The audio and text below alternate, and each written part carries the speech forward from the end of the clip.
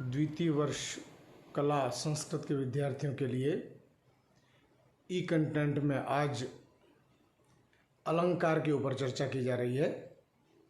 मैं डॉक्टर प्रमोद कुमार वैष्णव, सहायक आचार्य संस्कृत श्री गोविंद गुरु राजकीय महाविद्यालय बांसवाड़ा, अलंकार के ऊपर आज ई कंटेंट विद्यार्थियों के लिए प्रस्तुत कर रहा हूँ। द्वितीय वर्ष कला संस्कृत के प्रथम प्रश्न पत्र में पंचम इकाई में अलंकार के ऊपर प्रश्न पूछा जाता है। प्रश्न पत्र में भाग अ में 2-2 अंक के 2 प्रश्न और भाग ब में 10 अंक के एक प्रश्न के रूप में अलंकार के ऊपर प्रश्न पूछे जाते हैं। 4 अलंकार दिए रहेंगे, उनमें से किन्हीं 2 अलंकारों की लक्षण एवं उदाहरण सहित व्याख्या करनी होगी। अलंकार शब्द में अलंकार शब्द की व्युत्पत्ति अलंग प्लस क्र प्लस घञ् प्रत्यय से हुई है, जिसका शाब्दिक अर्थ होता है भूषण अथवा शोभा। काव्य की शोभा बढ़ाने वाले उत्कर्षाधायक तत्वों को अलंकार के नाम से जाना जाता है। अलंकार शब्द की अनेक आचार्य द्वारा भिन्न भिन्न परिभाषाएं दी गई हैं, जैसे अलंक्रियते अनेन इति अलंकारः, अलंकारः, वैचित्र्यम् अलंकारः, अलंक्रियते एभिः इति अलंकारः, अलंभूषणं पर्याप्तं करोत्यति अलंकारः, काव्यग्राह्यम् अलंकारात् सौंदर्यम् अलंकारः, अनंता ही वाक् विकल्पात् तत्प्रकारात् एव अलंकारः। ऐसे वामन ने, आनंदवर्धन ने, दंडी ने आदि विभिन्न अलंकार शास्त्रीय आचार्यों ने अलंकार शब्द की परिभाषा दी है।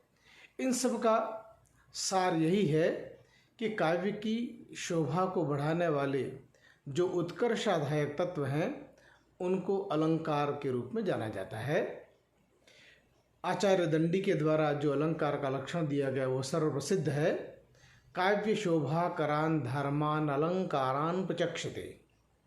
काव्य की शोभा को बढ़ाने वाले धर्मों को अलंकार कहा जाता है। अलंकार काव्योपरि शरीर की शोभा बढ़ाने वाले धर्म है। वीर सौंदर्य अभिवृद्धि करने वाले धर्म है। जिस प्रकार कटक कुंडल आदि आभूषण मनुष्य के सौंदर्य की अभिवृद्धि करते हैं, उसी प्रकार उपमा, रूपक, उत्प्रेक्षा आदि अलंकारों से अलंकृत काव्य में चमत्कार अधिक बढ़ जाता है। विद्वानों ने अलंकारों के 3 भेद कहे हैं: शब्दालंकार, अर्थालंकार, अलंकार। शब्दालंकार जब तक काव्य में अलंकार शब्द विशेष पर निर्भर रहता है और उस शब्द के रहने पर अलंकार रहता है तथा उसके ना रहने पर अलंकार नहीं रहता, शब्दालंकार कहलाता है। अर्थात जब काव्य में चमत्कार शब्द पर निर्भर हो और पर्यायवाची शब्द लगा देने पर अर्थ में परिवर्तन आ जाता है, तो वह शब्दालंकार कहलाता है। दूसरा है अर्थालंकार। जब काव्य में अलंकार किसी अर्थ विशेष के रहने पर रहता है, शब्द विशेष पर नहीं, तो वह अर्थालंकार कहलाता है। अर्थात जब काव्य में पर्यायवाची शब्द लगा देने पर भी चमत्कार में या अर्थ में कोई अंतर नहीं आता, तो उसे अर्थालंकार कहा जाता है। एक तीसरी श्रेणी और कही गई है, जिसे उभयालंकार कहते हैं, जहाँ शब्दालंकार तथा अर्थालंकार दोनों की विशेषताएं किसी न किसी रूप में विद्यमान होती हैं, वहाँ उभयालंकार होता है। अर्थात जहाँ शब्द में, काव्य में चमत्कार दिखाई देता है, वहाँ पर उभयालंकार होता है।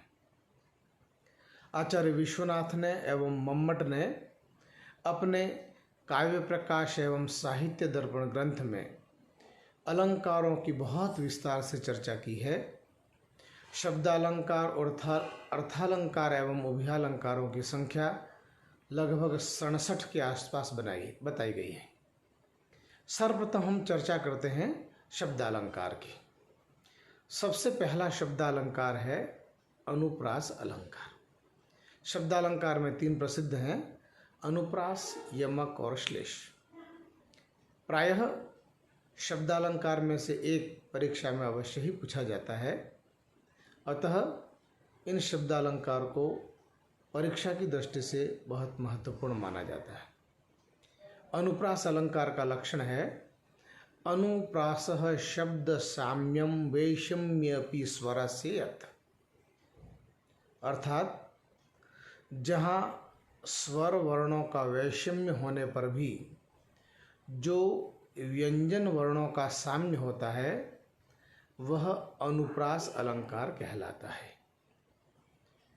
जहाँ स्वर भिन्न भिन्न हो लेकिन व्यंजन वर्ण की क्रमशः आवृत्ति होती है उसे अनुप्रास अलंकार कहते हैं। जैसे क वर्ण है तो उस क वर्ण में का, की, कु, के, कई, को, कौ, कम, कह आदि स्वर भिन्न हो लेकिन आवृत्ति व्यंजन की होती है तो वहाँ पर अनुप्रास अलंकार होता है। अनुप्रास के कई भेद कहे गए हैं, लाटानुप्रास, श्रुत्यानुप्रास, वृत्त्यानुप्रास, अंत्यानुप्रास आदि। हम यहाँ पर एक उदाहरण के द्वारा इसको स्पष्ट करते हैं। अनुप्रास अलंकार का उदाहरण है लता कुंजम गुंजम मदवली पुंजन चपलयन समालिंगम नंगम द्रुततर मनगम प्रबलयन मरुन मंदम मंदम दलित मरविंदम तरलयन रजो वृंदम विंदम कीर्ति मकरंदम दिशि दिशि। इस उदाहरण में प्रथम पंक्ति में क्रमशः जम जम जम इन व्यंजन वर्णों की आवृत्ति हुई है। द्वितीय पंक्ति में गम गम गम वर्णों की आवृत्ति हुई है। तृतीय एवं चतुर्थ चरण में दम दम दम वर्णों की आवृत्ति हुई है। इसलिए यहाँ पर अनुप्रास अलंकार प्रयुक्त हुआ है। भगवान भक्तों की भयंकर भूरी भीति भगाइए। यहाँ पर भ भ भ भ व्यंजन वर्णों की स्वरों की भिन्नता होने पर भी क्रमशः आवृत्ति हुई है, अतः यहाँ पर भी अनुप्रास अलंकार प्रयुक्त हुआ है। अनेक उदाहरण हो सकते हैं। परीक्षा में हमें केवल लक्षण, अर्थ, उदाहरण और व्याख्या इन 4 चरणों में किसी भी अलंकार का व्याख्या या उसका उत्तर देना है। दूसरा शब्दालंकार है यमक अलंकार। इसका लक्षण है सत्यर्थे प्रदगर्थायाः स्वर व्यंजन संहते क्रमेण तेनेवा वृत्तिर्यमकम विनिगद्यते। अर्थात अर्थ के भिन्न भिन्न होने पर स्वर एवं व्यंजन समूह की उसी क्रम से आवृत्ति को यमक अलंकार कहा जाता है। यमक अलंकार में शब्द की आवृत्ति होती है और वह शब्द की आवृत्ति क्रमशः होती है, वो चाहे सार्थक हो चाहे निरर्थक हो। सार्थक और निरर्थक दोनों शब्दों की क्रमशः आवृत्ति होती है तो वहाँ पर यमक अलंकार होता है। यदि सार्थक शब्द है तो दोनों का भिन्न भिन्न अर्थ होना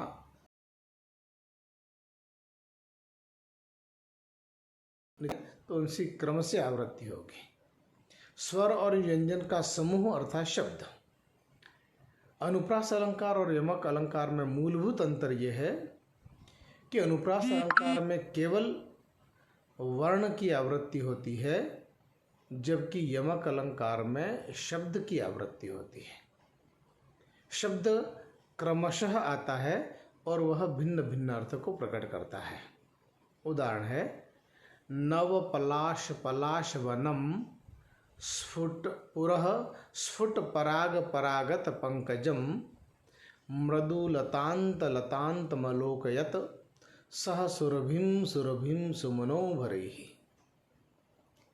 4 चरणों के इस पद्य में प्रथम चरण में पलाश और पलाश शब्द की क्रमशः आवृत्ति हुई है। उसमें दोनों पलाश सार्थक हैं। पहले पलाश का अर्थ है ढाक का वृक्ष और दूसरे पलाश का अर्थ है पलाश का वन। द्वितीय जो चरण है उसमें पराग और पराग इन दोनों वर्णों की शब्दों की क्रमशः आवृत्ति हुई है। प्रथम पराग सार्थक है और द्वितीय पराग निरर्थक है। प्रथम पराग का अर्थ होता है परागकण और दूसरा जो पराग है वो परागत उसका अंश है। तृतीय चरण में लतांत और लतांत है। उसमें प्रथम लतांत निरर्थक है जो मृदुलता का अंश है और द्वितीय लतांत है वह लता का अंतिम भाग यह सार्थक है। और चतुर्थ चरण में रभिंसु रभिंसु करते हैं तो दोनों निरर्थक होते हैं और सुरभिम सुरभिम करते हैं तो दोनों पद सार्थक होते हैं। सुगंध और वसंत ये 2 अर्थों में प्रयुक्त हुए हैं और रभिंसु रभिंसु निरर्थक हैं। इस प्रकार इसके चारों चरणों में शब्द की क्रमशः आवृत्ति हुई है, अतः यहाँ पर यमक अलंकार प्रयुक्त हुआ है। हम देखते हैं कि शब्दालंकार में ये 2 भिन्न भिन्न भेद बताए गए हैं।